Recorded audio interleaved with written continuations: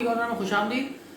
Corona کے حوالے سے کافی زیادہ ہمارے یہاں بات چیت ہو رہی ہے پچھلے 1-1.5 مہینے میں، تقریباً 2 مہینے ہونے والے ہیں جو ہم کورونا کے حوالے سے بات کریں، لیکن حکومت کی کارکردگی جو معیشت پہ وہ کہہ رہے ہیں تو معیشت کے اوپر بھی بات کرنی چاہیے۔ تو پاکستان کا قرضہ جو ہے تقریباً 42,000 ارب روپے تک جو ہے بڑھ چکا ہے، یعنی کہ حکومت نے تحریک انصاف کی حکومت نے تقریباً 2 سال کے اندر کل جو 70 سال کے اندر قرضہ لیا گیا ہے وہ تقریباً 29,000 ارب روپے تھا، تو جو انہوں نے 13,000 ارب روپے بڑھا دیا، یعنی کہ 43%، 43% جو ہے انہوں نے 2 سال کے اندر، تقریباً 2 سال کے اندر انہوں نے قرضہ بڑھا دیا۔ اچھا، وہ قرضہ گیا کہاں؟